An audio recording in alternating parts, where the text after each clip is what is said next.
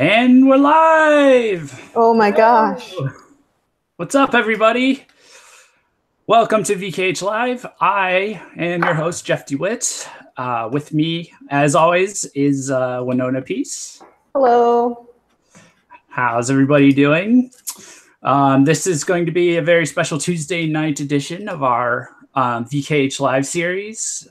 Thanks to everyone that shared out our announcement links and everything like that. If you're new to us, we are a news site that covers Japanese rock and visual kei music. So we've been covering MIYAVI for quite a while now. Like 8 years now. Yeah, 8 years, man. Yeah. As a site.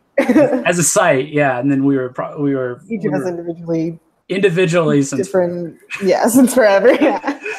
Yeah, so you can check out our main website at vkh-press.com. And we are on Facebook and Twitter and Instagram. And I believe I put all of those links in the description. Yes, I did. So you can follow us there as well. And if you subscribe to this channel, we're going to be doing more live streams. We just did a crazy one this weekend where we tried to come up with a definitive list to introduce to someone in who's new to visual kei. It took 7 hours, but it's going to be a great article. Our other. Yeah, because we had to go through all the Ks, all the subgenres of visual kei, and then we decided, hey, why not also determine all the sounds of visual kei? Yeah, but that was non-standard. Our live streams are shorter than that usually, so don't freak out about that. But anyway, so tonight's topic is MIYAVI, and we're doing it early because we just keep getting all this big news. And sure enough, we were going to start with the article we put out last week, but we had something hit us this afternoon. So well, we can just jump right into that. MIYAVI he had previously announced that he was going to be releasing monthly EPs, and they were going to be unannounced, which is, puts us a little on edge. But it's MIYAVI, so I'm fine with that. I'm fine with it for MIYAVI. He's fine if it's one of his faves. So if it's one of my faves, it's fine. But true to his word, he dropped his EP for this month today without warning. It is called Long Nights. At the time we posted the article, it was only available in iTunes Japan. And what was the name of that other Japanese site? Rokochu? Rokoku. Oh, okay. Wow, we know our stuff, huh? Yeah, we know our stuff. But if Long Nights sounds familiar, that's because this is another remixed version. If you guys listened to his Samurai Sessions Volume 2, you may remember that he did a previous remixed version with an Afghan rapper named Sonita. This one also features Sonita and is a world mix edition. So it is different. So like don't worry, it's a different mix. Sonita is, at MIYAVI's request, is going to be singing in her native tongue of Farsi to kind of convey her feelings more emotionally, or her feelings more emotionally. I guess that's true. To her feelings and emotions, like more in depth and things like that. So from the iTunes preview that we had, it sounded pretty good. The other track is called In Crowd, and it is quite the banger, so to speak, from what was available in the preview, in the iTunes preview.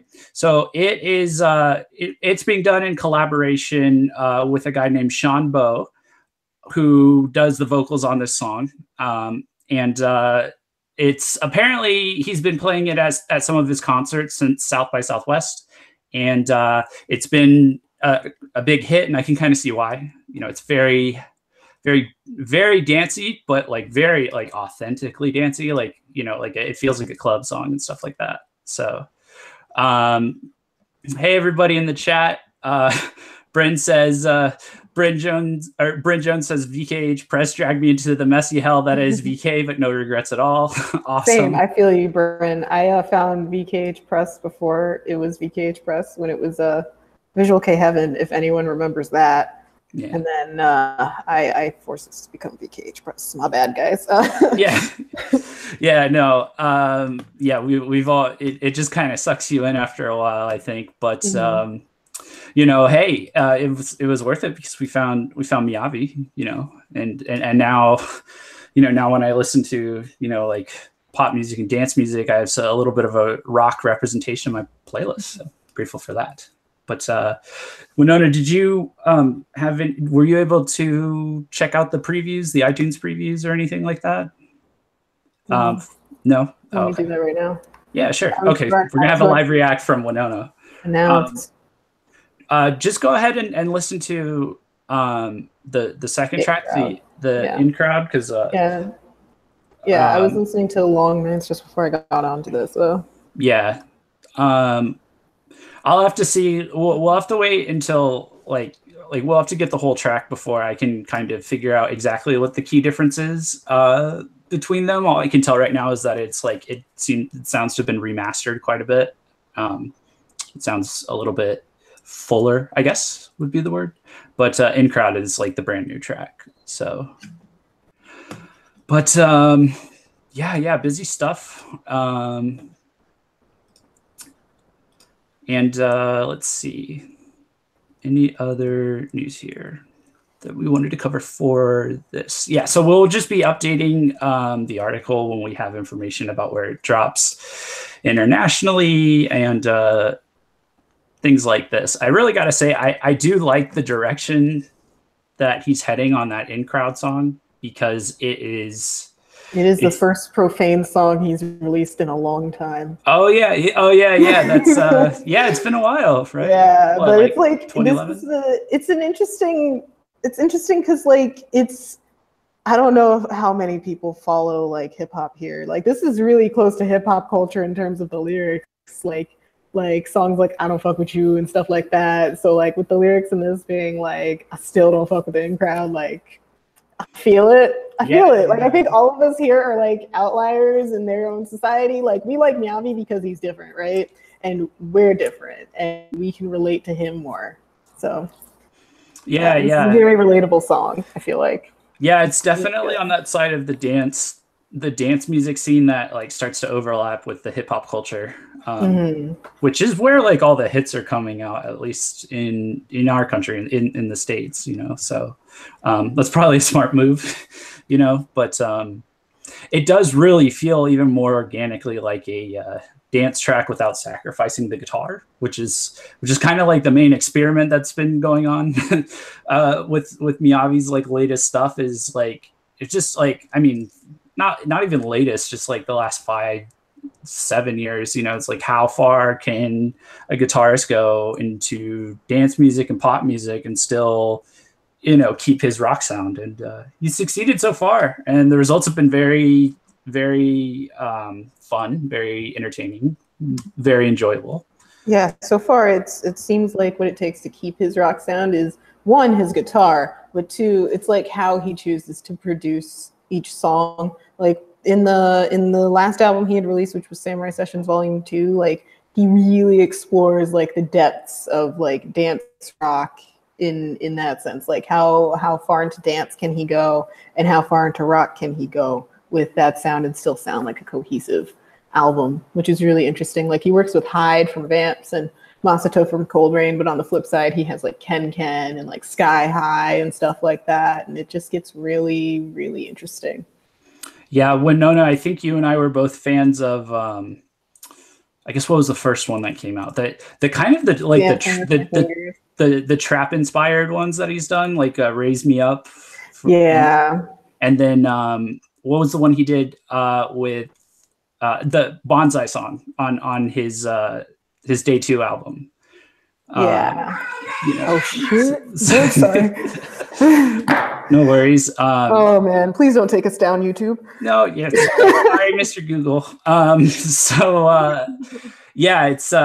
It's really cool to see that, you know. That's kind of the bands we tend to like get into, that are like able to have the audacity to blend, you know, rock music with that mainstream of a sound, you know.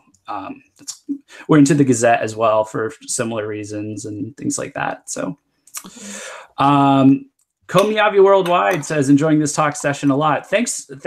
And thanks so much for, all the shares, for all the shares. We really appreciate it. Unexpected. Yeah, for sure. Okay, so that's about all there is to cover right now. Just keep following us on social media, because we will update the article. For that EP. That's all we can cover for that EP. Yeah, for that EP. Sorry. There's much more news we're talking about. Wow, that would have been the shortest live stream ever. If that was it. All that build up for nothing, Jeff. Yeah. Wow, what a way to. Yeah. Jeez. All right. It's just I'm overwhelmed by all this news I'm looking at. I can't even speak properly, I know. We had so much news from all sides in a week, and like most of it was MIYAVI, and that just blew us away. Okay, so the next thing that we wanted to talk about was an article we posted last week, and if anyone hasn't seen it yet, I'll go ahead and share my screen. Let me lock my screen in and share it.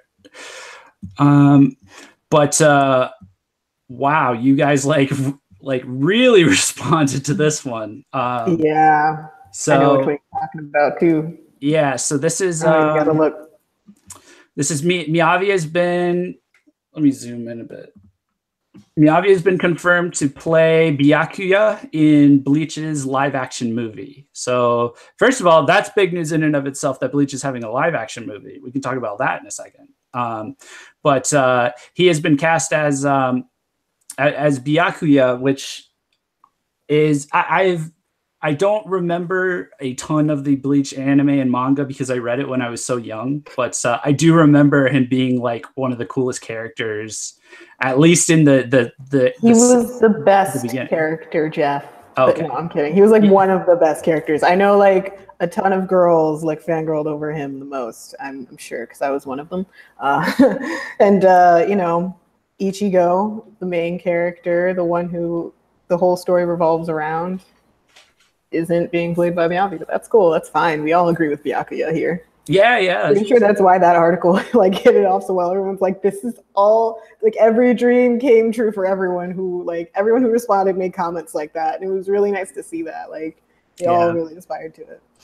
Yeah, and well, I mean, it makes sense. It wouldn't have made sense to me before his role in the Unbroken movie, but now it like completely makes sense to me because he crushed that role, So now he's playing like he's the colder, kind of more serious guy, like I just remember that battle being like a very intense but like serious, cold kind of thing to experience reading in the manga. So here's a nice action shot we got. Just general badassery, no big deal. I think that's the. Yeah, so I mean, what do you think of his appearance? It's that shot, and then the one we have in the head image that are the only two pictures that were released of MIYAVI dressed as Byakuya. So right, yeah. So they just gave us a little tease. So I'm gonna switch back real quick. So let us know in the chat what you think about playing this role, because it's it's a really big news. It's really exciting. I'm not terribly familiar with like live action anime movie adaptations in Japan, how well received they are.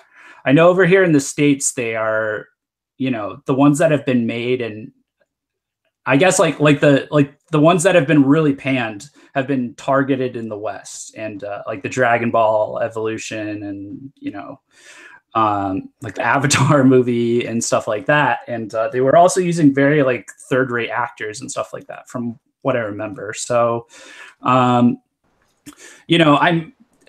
you seen any of the Japanese live action anime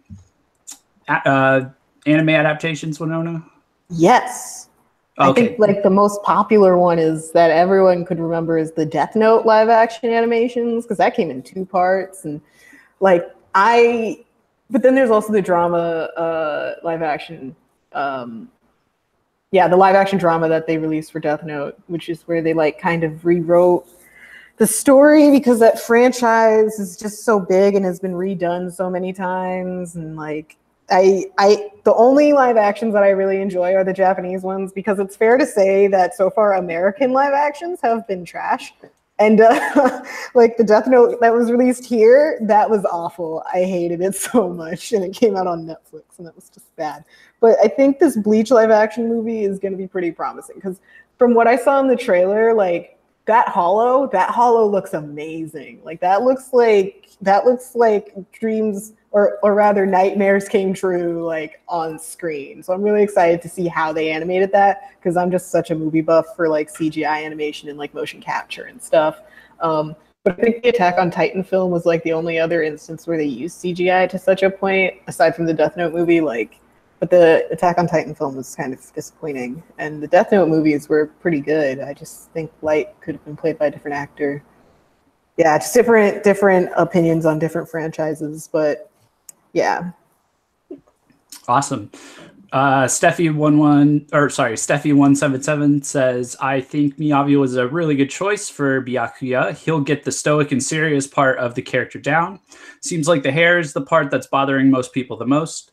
Yes. Yeah, I saw that, the extensions, yeah. I mean, to be fair, his hair looked pretty wild in the manga. Like when he's first introduced, you're like, why are his bangs under that thing on his head? Okay, all right, anime. But then I guess just trying to translate that into real life, like I think it's just that one part that sits on top of his head that's just making people go, maybe not that, or like maybe they should just make him thicker. I don't know. But otherwise it looks fine, I feel like. I don't know. Yeah. And it's also like, and so I'm going to say they haven't figured this out, but I also don't know if you can figure it out. But I just feel like a lot of live action anime adaptations haven't figured out the best way to represent like some of the crazier anime hairstyles and appearances in real life. And I don't know, it might almost be an unreasonable expectation to have, but it's like what you're covering at the same time. So I've noticed that disconnect with like a lot of these live adaptation films. So, you know, maybe stick to the ones with like only short hair or something.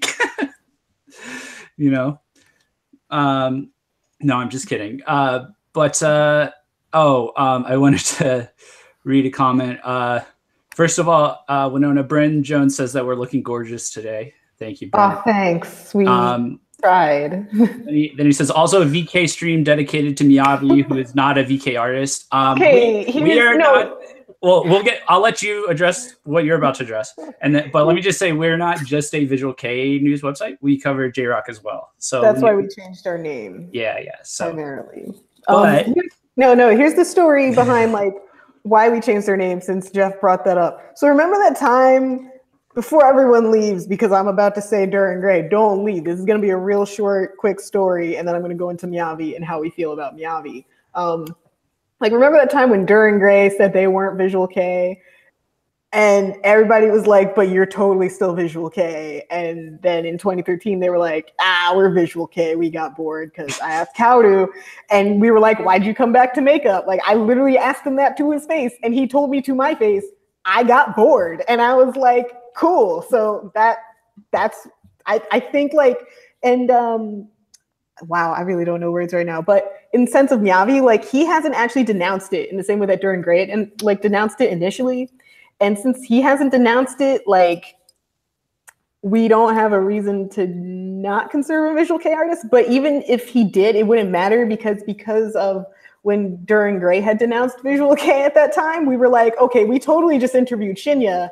What do we do with this article if they're not Visual K anymore? Because at that time, a lot of Visual K artists were saying they weren't Visual K anymore. And it would have been really hard for us to continue to cover half the scene at that time if we hadn't like switched over to become just VKH Press so we can cover all things J-Rock as much as possible. So we're still trying to transition into that. Like at first we tried to do it, it didn't work out too well. And we're really going at it full steam ahead on this right now. So like bear with us and we're gonna get better. But yeah, so MIYAVI, until he like actually says I'm not a visual kei artist, we're just gonna consider him like former VK artist at least, because he's still relevant to the scene. Because like I'm sure like everyone knows like his first band was a visual kei band, and when he went solo, he was still a visual kei artist. Like he was signed to PSC, right?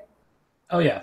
Yeah, he was signed to PSC, totally visual kei label. So yeah, like you can't really say he's not a VK artist until he says I'm not a VK artist, which I doubt he's going to denounce, but he's totally going like, in my opinion, a more K-pop route of doing everything right now. So because he's half Korean, so I'm just like, yeah, he's just kind of going with the other half of who he is. So yeah, we'll see what happens. Yeah, the other thing is we like to cover artists that are either visual kei adjacent, you know, like they may or they may not be visual kei, or they may say they're not visual kei, but we know that our readers who enjoy visual kei also enjoy them, you know. So like Vamps is another example. They've said they're not visual kei, but like a lot of our readers enjoy them. Yeah, to our faces. But a lot of our readers like Vamps and then Hyde's other band Lark and CL. They are also visual kei. But about MIYAVI and his visual thing, like one thing that's interesting is that, yeah, his style is like super toned down, but but if you read any like Western media coverage of him, one of the first things they always comment on is his appearance. Because like he still does stand out like in the places where he's performing, which right now is all over the world, you know. And, you know, he like lives in LA and, you know, stuff like that. But I mean, he's gradually kind of incorporated his own like visual style over time. Like one of the key characteristics of a visual kei artist is that they prioritize the visual aspect of their performance, you know, almost as much or as much as their actual music. And, the main reason people go to see MIYAVI live is to watch him slap his guitar and do all kinds of crazy antics and you know, all this other stuff. And then when he started adding like tattoos all over his body and like that is like really eye-catching. And then like he's adding visuals in and stuff, like all kinds of crazy lights and stuff. And then he's put makeup back on. And he's put makeup back on. Hair silver. Like he's getting bored, you guys. It's only a matter of time. Yeah, so I'm not gonna make the case whether or not he's visual kei, because like he hasn't said he's not visual kei, so we kind of have to take what he last said at his word for it. So but I think it's worth considering that it's like, even if it's not visual kei enough to you, you know, like if you're not in, like maybe you're not into Nagoya kei, for example, because it's like really toned down, but like it's still incorporated into that in a visual way. So, and I actually don't know a lot of people that treat Nagoya kei the same way they might look at MIYAVI. And I think if like, you know, I don't know, like I feel like when you go to a MIYAVI concert, you kind of get the visual side of it the most there. But yeah, so but yeah, that's so that's going to be really really interesting to see. I will definitely make a point to keep an eye out for when that drops. But beyond that, we wanted to talk about, I guess, his general music progression, because this guy has just been like putting out so much content. You know, yeah, so much content and been doing so many things. You know, I was gonna say maybe we can try and do his activities and his past content, but it's all just kind of wrapped up in each other. So maybe we can just try and go back chronologically, or like anything that stuck out to us. But I think the last thing that happened with him that like, you know, really stuck out to me was his collaboration with 88 Rising. Yeah. That was cool. For those of you who aren't familiar, there's a and these videos are available on 88 Rising's YouTube channel. There's and also on their Facebook. There's a hip hop, mostly hip hop facing record label called 88 Rising that focuses on promoting Western artists, or not Western artists, Asian artists to the West. and internationally as well. And they have a lot of really interesting people that you may or may not know of. They have Rich Brian, who really blew up virally on the internet. He put out this rap song called Dat Stick that was that just went everywhere at the time.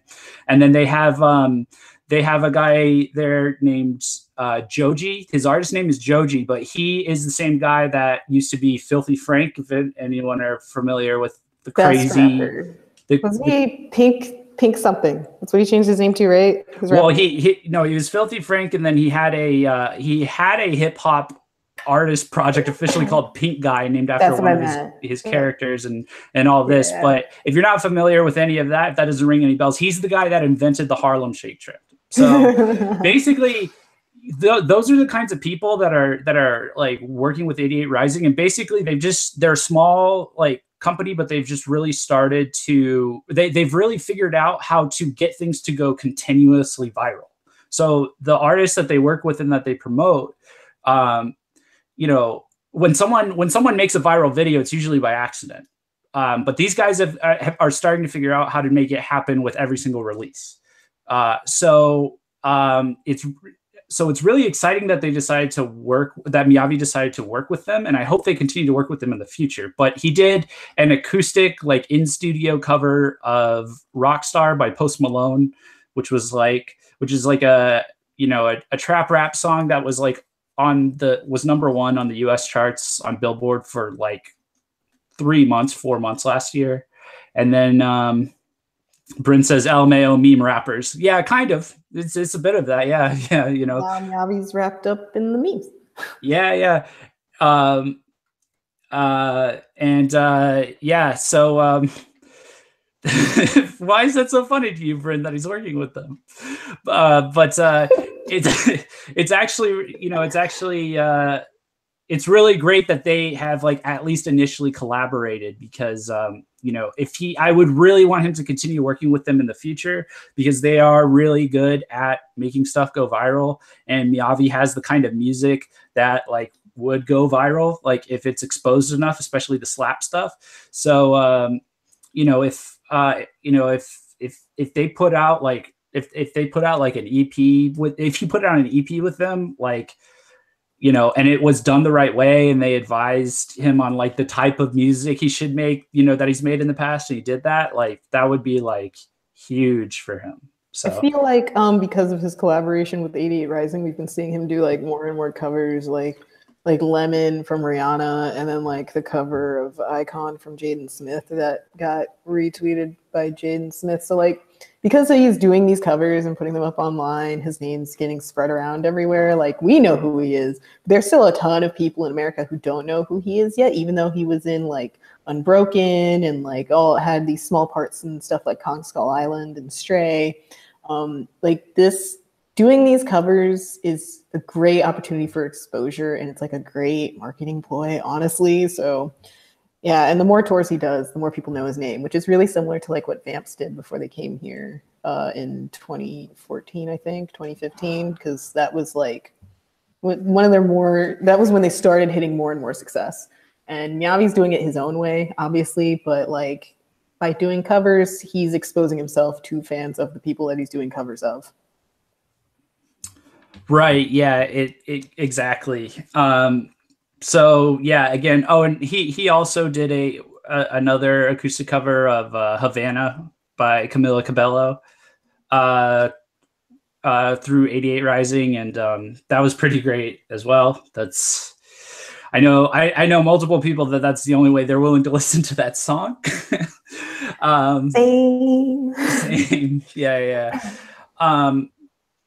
But yeah, and I think it's really cool that he about the covers that you mentioned on Twitter. I think it's really cool that he's getting more and more familiar with playing along to hip hop beats and pop beats and stuff like that, because I think he's got the dance thing kind of under control to a degree. He's on the right track with that, and so then if he can flesh out the different styles that he can intersect that dance with, now he's just if he can do that, then he's kind of at the point where like a lot of top 40 is right now, where it's like, you know, this dance song featuring this rapper, and it's like a little bit of both, and it becomes like a hit, except now it's all under his control, and so it's just this MIYAVI featuring this MIYAVI, and hopefully it becomes a hit. Bryn said Rich Brian and Joji are still surprisingly talented, but come on, this is truly the end of MIYAVI being VK. Okay, no, we don't know that for sure. You never know what's going on in VK, especially with MIYAVI. You never know what's going on with MIYAVI until he does it. Stop being a hipster, Bryn. We don't VKH doesn't approve of hipsters. Steffi said, my sister didn't know anything about MIYAVI, so I brought her to the tour last year and she was pleasantly surprised. LOL, it's only a matter of time until more people know about him. Yeah, exactly. Because his shows, like I brought one of my teammates to his show in New York in April of last year, and she didn't know who he was until I told her about him, and I brought her with me so I could use her camera. So, because I was there to photograph the show, and I needed a camera because mine broke like the week before or something like that. And she was blown away by his stage presence and stuff. Like he had opening acts and stuff that were like, and we judged them like according to like their engagement with the crowd and their music. But like he was the best performance of those three, as it should have been. But it was like he perfectly fused good music with great crowd engagement. And that's like he already has those things. It's just about him getting enough exposure so no more people know who he is, because he has like a lot of good karma built up behind him from his UNHCR stuff and all of that. And it's amazing, honestly. So it's literally only a matter of time. Right, for sure. This is actually a pretty good point to segue into talking about, you know, his Samurai Sessions Volume 2 album that he put out last year. Because we're talking about, you know, it's only a matter of time before, you know, things like it's only a matter of time before people are more exposed to him. I think this was an example of him warming up to get to like releasing something that will do that in the West. Because it's, you know, it's all singers and rappers and pop stars, and for the most part, you know, that are collaborating with him on this album. But this is the first album that I've shown people, you know, like my parents have known that I was a huge MIYAVI fan, like in college and stuff like that, especially, you know, so they've known that, you know, I really enjoy his music, and, you know, they've seen a lot of his stuff. This was like the first stuff that I showed them where they were like genuinely like, oh, first of all, they were like, wow, he's changed, which is like, you know, yeah, but it was like, you know, they were pleasantly surprised. They were reacting to it well. You know, the songs are like concise and catchy, but, you know, there's just enough like, you know, depth in it to, you know, with his guitar playing and stuff that like makes it a little bit more unique.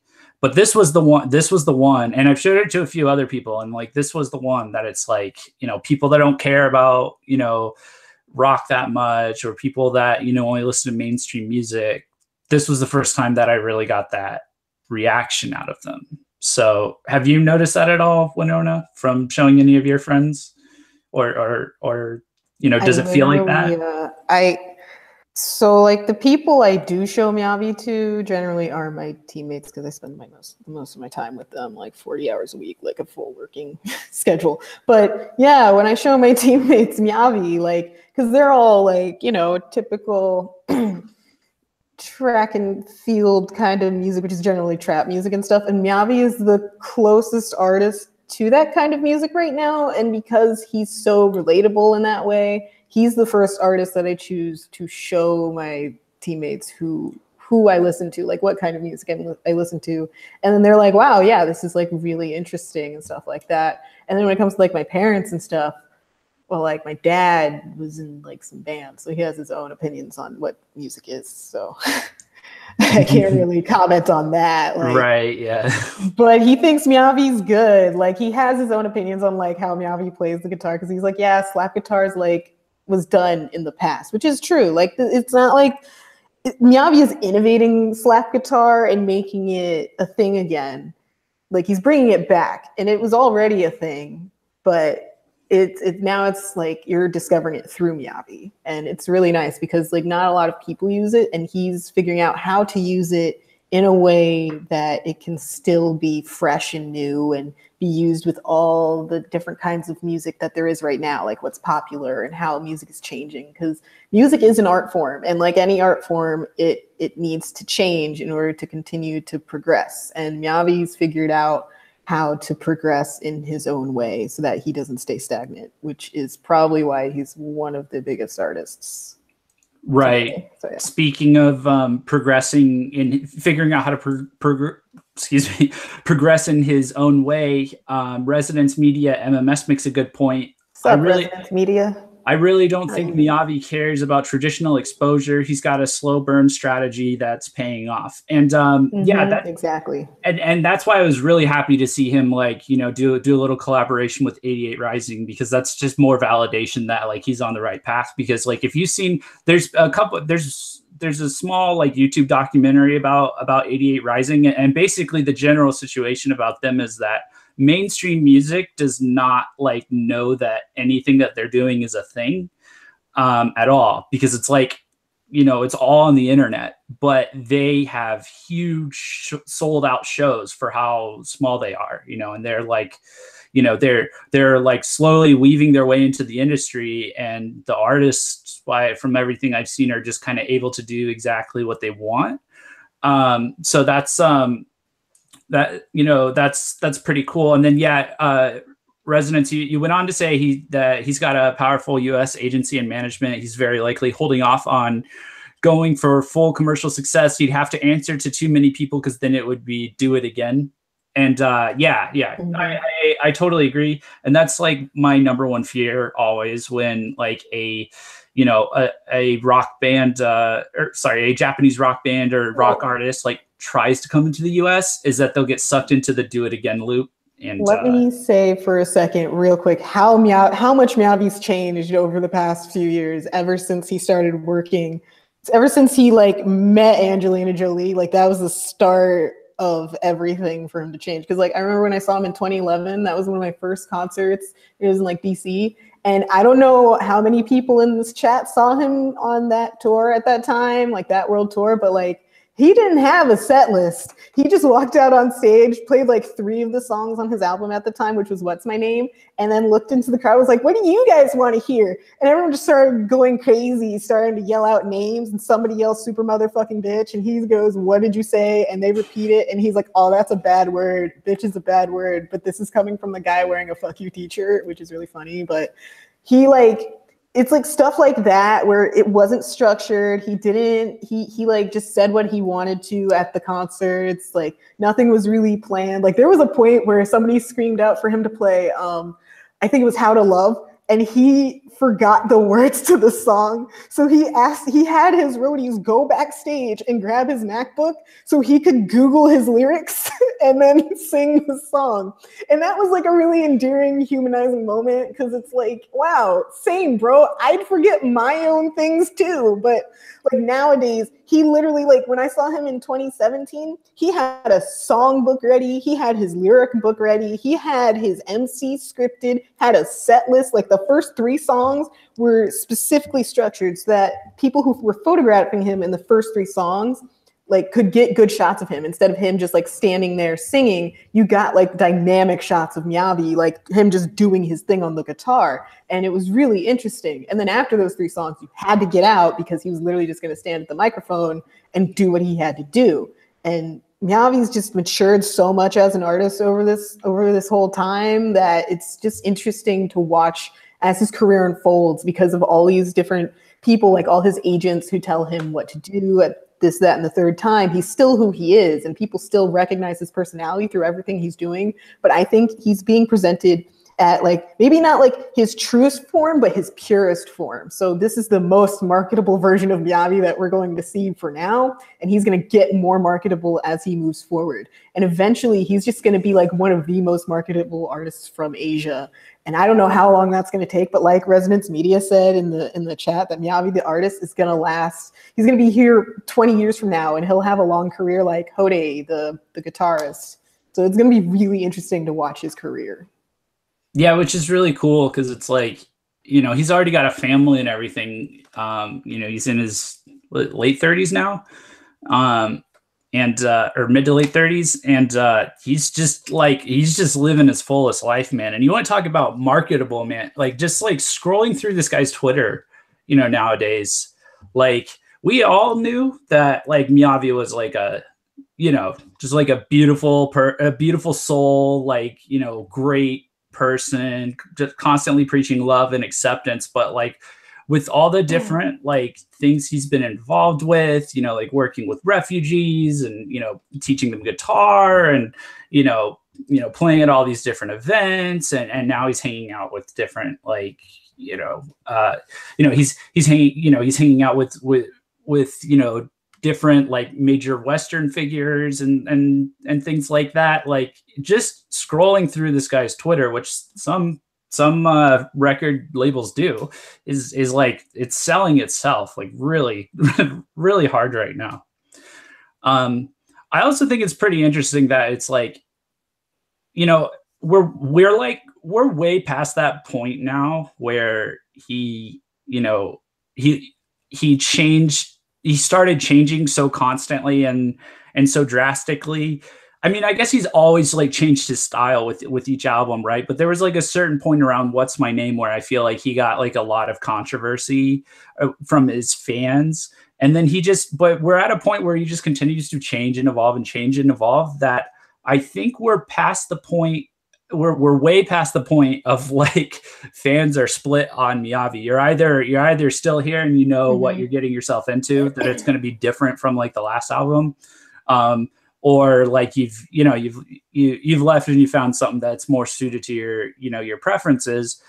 But now I think he's at the point where he's about to try and sell that idea of like, look, this is like a take it or leave it thing. I change constantly. My music changes constantly, but I have a great personality and I sell myself. I'm great live, and whatever I make is going to be solid content for what it is. And, you know, it's like a take it or leave it scenario. He's now at a point where hopefully he'll be able to pitch that to like, you know, major figures in the US music industry and stuff.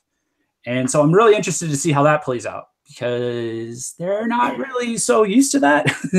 You know, I think that's the more, the more tragic or sinister side of the American music industry, especially the more mainstream you get, is that they just want you to do the same thing over and over and over again until you're out of style, and then they toss you out. And I think, you know, someone as dynamic as MIYAVI, you know, can either on a slow burn schedule, you know, build popularity and work his way into like becoming very popular. And then when he does that, he can still keep up with the trends because he does change constantly. So it's going to be interesting. There's what I'm getting at is I'm throwing out a lot of different dynamics of him that are significant to him getting more and more popular in the States. It's going to be really interesting to see how all these different aspects of like MIYAVI's musical personality and tendencies, like, you know, play into things.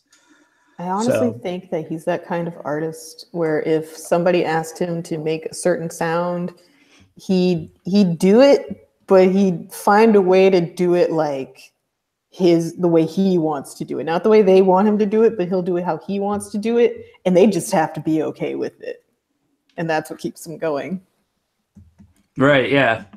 I mean, it worked for the fans that, you know, were like don't change, go back to neovisualism, you know, like that kind of thing. So Bryn in the chat made a comment earlier saying like he doesn't denounce VK because all his older fans like would leave him or something like that. They already left, dude. Like I watched it. One of my friends was like, "Oh man, dude, like I love MIYAVI, but MIYAVI now, like Firebird wasn't my jam." And I'm like, "Well, that's too bad, man. You're about to miss out on a whole revolution." Dang, like.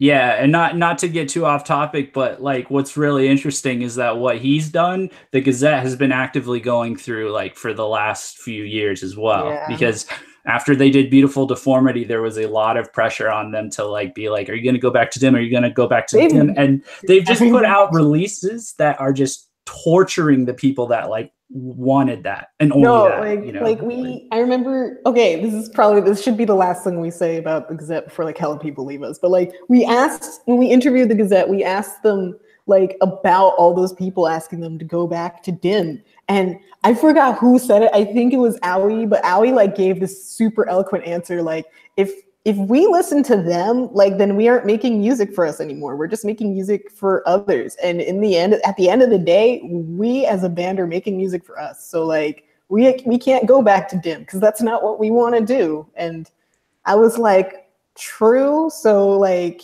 all these people who ask for Dim, it's like when they released Falling, me and Jeff went over it on our Friday live stream when it first dropped. We were like, yeah, man. Or like at least we realized this later. We were like, yeah, man, it's like they're saying, forget Dim. It's not happening. Right. So, yeah. And so whenever stuff like that happens, like I always point to MIYAVI as like the shining example of it's okay to be yourself and do something different. You know, like you might lose some fans, but you'll get a lot of fans. And the Gazette knows that it's okay to be themselves. I'm not saying that they need that, but like, you know, it's good. It's good for the fans that are like, man, for the fans that like their new stuff that are like, man, like, are they going to go back to Dim at some point? Cause like, I do like how they keep changing it. And it's like, I mean, you know, like it's a proven concept at this point that Japanese artists, you know, like to change their style over and over and over again. And, here's the thing about like the Gazette versus MIYAVI. Like the Gazette, they take something that they've learned, something that really worked for them from their previous work, and they will put it into the next work. So there is something from Dim in all their future releases, no matter what it is. For MIYAVI, it's kind of hard to tell what he learned from his previous work that will go into his next work, which is what makes everything he releases sound totally different. But right now, ever since Firebird came out, all of his stuff has shown like a clear progression from then. Like he's learning things and things are actually sticking to him now. So he's maintaining a certain sound that keeps on like evolving and changing. And it's not like the next album he puts out is going to sound like a totally different genre than the last album he put out. Like the next album he puts out might just sound a little more trap than dance. Like that might be the extent of it, but it's still going to be highly electronic. Like, and it'll be really interesting either way. Right, for sure. Okay, so I wanted to talk about MIYAVI's live tours and live performances. Day 2. Yeah, well, I wanted to touch on it, but then I wanted to talk about him live in general.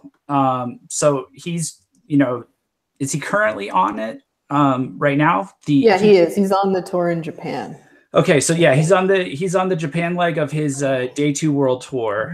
Let me pull up my article. Yeah, and he's announced dates in other countries, including the States. He's coming to LA. He's coming to a few other places. You can definitely check out VKH to, you know, see what the closest location for you is. But I wanted to talk about like his live show progression. He's in Japan. Yeah. So the last time I saw MIYAVI live in person was actually in 2011 on his What's My Name World Tour. And you know, if you've been following MIYAVI since then, you know, since around that time, then you know that it was a very different very, very different from what he does now. You know, it's very stripped down live. It was just him on guitar and his drummer on drums. And he really made a point of just like, he was the show, you know, it was him and his guitar and that was the show. you know, and like he had gotten like a bunch of tattoos around that time, and so that just, you know, it was like the only visual aesthetics was like him. The only, like, you know, there were no props, there were lights, but they weren't like doing anything super crazy, you know. And so, but I've been following like his progress with his live concerts, because that's like one of the coolest parts to me about MIYAVI, is that you can see his transitions in between albums if you follow him live.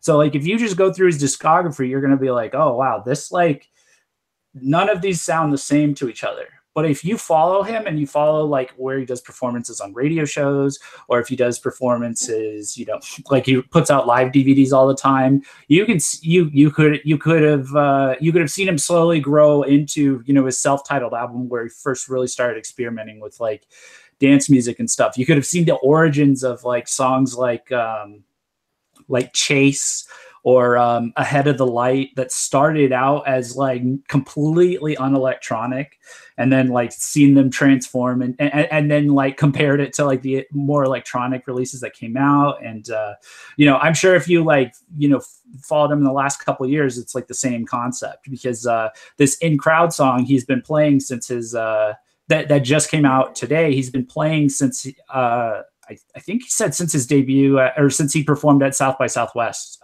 last year. So, but what I've noticed in his live progression outside of that is that he is, you know, he's started to ramp up his live concerts, you know, ever since he got, you know, more into the electronic side, which I think makes sense, which I think represents, you know, the kind of music that he's doing. But you know, he's gotten to the point now where he's really popular, you know, all around the world. Like, you know, just like in general, like if you go on Google Trends and you like look up like how popular he is, you'd be shocked at like the different countries that are like, you know, have just been Googling him a ton and stuff. And it's very diverse. And, you know, his live venues seem to be getting bigger.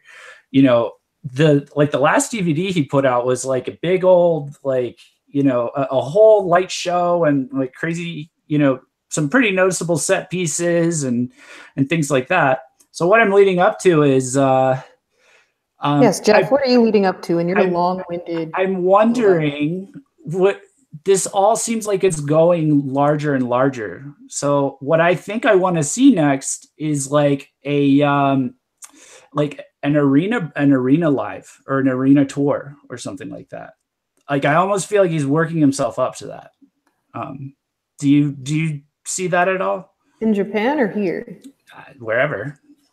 I think, well, he's always, like, in terms of the States, he's always played like a certain size venue, like with Live Nation and stuff, like Irving Plaza and House of Blues. So to play arenas here would mean, I feel like the only way he would play an arena like immediately is if he were to join a festival. But in Japan, he could totally do arena tours if he wanted to.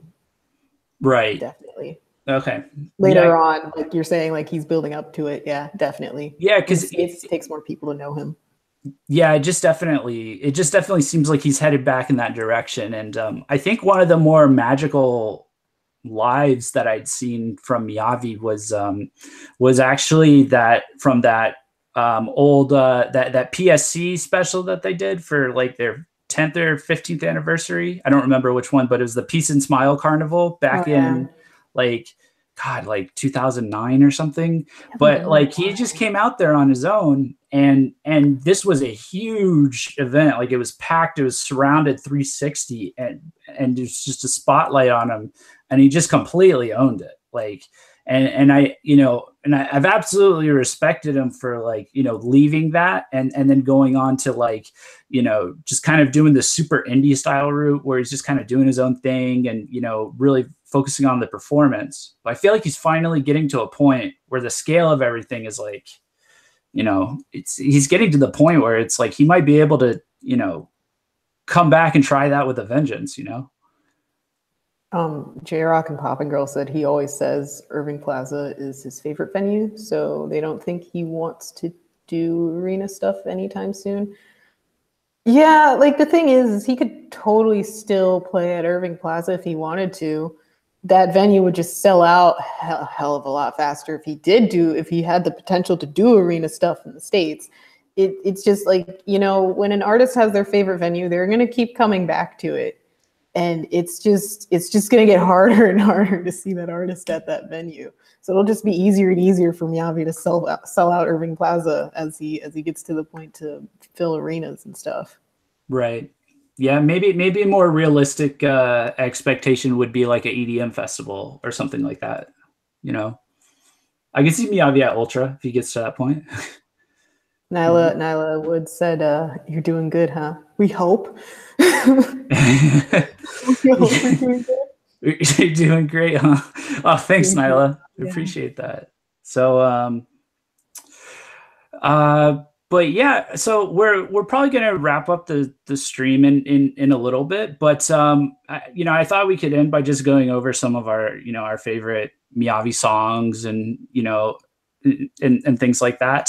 So we can start, and then, you know, anybody in the chat, like if you want to talk about your favorite album, your favorite song, you know, just leave it in the chat and we'll read it out. So Winona, do you want to start, or would you like me to start? You start. It's kind of a tough question, right? Yeah, that's what I'm just like, yeah, let me think through my It doesn't have to be your favorite, but like a favorite, because it's really hard to It has to be one? No. You can list out a few. Bryn, we're gonna give you our opinions Saturday, because Bryn said opinions on Kizu and Kodomo Dragon new songs. But yeah, Jeff, you go first. yeah. Come to the live stream on Saturday. We'll talk about that. We'll talk about all the new Saturday too, guys. Yeah. I would say I really like. I mean, What's My Name has always just kind of been that one that I go back to a lot. I really did like a lot of his, you know, his stuff right after What's My Name, like a lot of the collaboration stuff I did, or he did. You know, like, what was one that I liked a lot? Like Strong, when he, like the MIYAVI versus Creva Strong, that one was one that really hooked me for a while. Day One, which was like his the first, you know, thing that I think he ever did that was like, you know, with dance music, like blew my mind at the time. So, and then a lot of stuff on Samurai Sessions Volume 1, I was a big fan of, you know, like I was super stoked when like I saw that he did the Ganryu track with MIYAVI versus Haifana, because which is like they're a DJ duo, but they're like really rhythmic, and they don't just like play the music. It's Ganryu. Ganryu? Okay. Ganryu. Okay. But like they're really rhythmic, and so they're like a really good match because they can verse MIYAVI and like play, and they have all these like old school Japanese percussive instruments and stuff. And I'd also seen him play Ganryu in its like earliest form, and he'd actually done it when I saw him in 2011, and he'd actually done it on an acoustic guitar, and he wasn't even like doing traditional slapping for like the big moment, like the big breakdown moment or whatever. At that point, he was just like rapidly strumming like his guitar, and so he eventually evolved it and got it to a point where he could do his own slap stuff. So for me, like Samurai Sessions Volume 1 was like a really special one. So what about you, Winona? My turn. Wow, that was really short, Jeff. Jeff typically is very long-winded. Yeah, I write all the long reviews.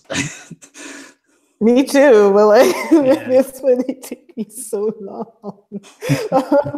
But yeah, my favorite MIYAVI songs are like a lot of his older stuff, like the really classic ones. Like I really loved his album MIYAVI Uta, because like most of my favorite songs come off of there, like Selfish Love and How to Love and Baka na Hito, like just soft sounding. But I'd say like one of my favorites of his like newer stuff is Real. Like that, I don't know what it is about Real, but that's a freaking banger, man. Like I bop to it all the time. I can play that song confidently out loud and nobody would judge me. And that goes for a lot of his new stuff, but that song is really good. I really like that. And I also really liked a lot of the stuff on Samurai Sessions Volume 2. Like Samurai Sessions Volume 1 was like really experimental and I really thoroughly enjoyed it, like you were saying, but like something about Samurai Sessions Volume 2, I think it's just because of my bias for Hyde, or maybe it's my bias for Masato, but like either way, like something, I think it's just how he was able to so successfully like put both of the sounds together that he works with now, like rock and dance, but like he also split them apart, like diverges them. And then there's that song where he goes up against himself and he's like fighting himself as an artist in that song. I forgot what it was called, but yeah, those are some of my favorites from Miyavi. Awesome. Okay, let's see. What does the chat say? What does the chat say? What does the fox say? Let me not. Topical joke.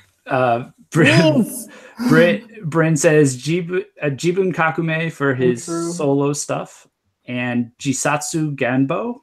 Did I get that right? Ganbo. Every A is in long A. Jeff is still learning Japanese, guys. Yeah, sorry. I'm our liaison from J-Rock to the Western world, so I'm the worst at the Japanese out of our team. So basically, that makes me more relatable to people who've never heard J-Rock before. So it makes me like the evangelist. Yeah, but that's my excuse anyway. Like, you still need to pronounce it right. Oh God, so bad. Okay. Brent also says, though a lot of his other songs, which I don't really like, I still think his guitar work is super impressive. Yeah, very true. And Steffi says, "What's My Name has a special place in my heart." Freedom comes to mind too. Yeah, it's an old one. That's a good deep cut right there. Yeah. Kakume was also a good deep cut. I mean, like, if I play Jibun Kakume to anybody today, they'd be like, I don't know, fam, but like, it's fun to play that and then play like what he does now as EDM. Like, that's always fun to see people's reactions, both, you know? Right, yeah. What a Wonderful World. That's a classic. I loved that live. When he played that, I like almost cried. It was a great song. Oh, yeah. What a Wonderful World is great. Neovisualism I was really obsessed with for a really long time as well. The lyrics are, I mean, that was like the anthemic Visual K song, like when it came out, you know, at least the lyrics, you know, it's like, God, he has a lot of classics that I just blank on. So like, it's like all coming back to me. It's like, I also got into, I never like looked at his really old stuff, like his indie stuff, until like I saw him play Osan Ore Nambo live at in 2011, and then I like looked that up because it was like so fun live, you know. Yeah. Now you know what some of the really good songs are, like they're on his What's My Name album, like Shelter and like Moon. And like Universe, I don't know if people really agree with that. But Moon like, was so good. I forgot about Moon. Such a good song. And Chillin' Money Blues is a great song too. Yeah, like, that was him like really going into blues because that was supposed to be his blues album. So like, there are acoustic versions of Moon that he's done since that album came out that are amazing. Like it like blew my mind. Like Blue Quartz was good, Bryn. And Neovisualism is great, J-Rock and Poppin' Girl. Yes, it's wonderful. Neovisualism is the area I found during, so it was special for me. Yeah. That's what they said. Yeah, sorry, I was just reading it for everyone, I should have read so it. Everyone could hear it. Yeah. Okay, great. Well, I think. Steffi says "Selfish Love." Good call. Awesome. Yeah, I love that song. So, I think this is a good point to wrap up. Thanks so much, everyone, for coming out and talking Miyavi with us. For an hour. Yeah. Shortest live stream yet. Shortest live stream yet. We're going to try and keep up the streak of keeping it under 7 hours. Please? Just kidding. So this is actually a non-standard live stream for us. We normally do them every Saturday, and we are going to be doing one every Saturday evening, and we are going to be doing one this Saturday evening. So we will post an article with the exact time. The times vary depending on when we can get together. And so we'll post an article with the time and the topic. If you haven't already, you can subscribe to VKH Press. Subscribe to our YouTube channel and follow us on social media, and links to that and our website are in the description. Real quick, if anyone was just tuning in, or if anyone had missed it, we have this live stream on DVR, and it'll be available to watch forever on YouTube in however many hours it takes YouTube to upload. Probably this like 5 minutes, because it took them like a day to upload our 7-hour stream. So yeah, we'll see. But yeah, this will exist forever. So yeah, check out our other live streams. We also have a podcast called VKH Breakdown that is available on SoundCloud. But we also have started uploading the episodes to YouTube as well, the past episodes. So I'm going to be catching that all the way up to, the current ones on SoundCloud over the course of the next week and a half. So that's what you keep saying, Jeff, but then it just keeps taking a long time because we're all very busy. Yeah. Well, yeah. Just so much high profile stuff came out, like even today I was like, all right, got plenty of time to get ready for the stream. And then we found out that, we had to get the MIYAVI article up. I was like, oh my God. I was like, I have plenty of time to eat something. And then the article, I was like, dang, I can't eat it. Yeah, 2018's been so crazy, but it's been so much fun. So thanks for your support, guys. We will see you on Saturday. And that's it. Thanks, guys.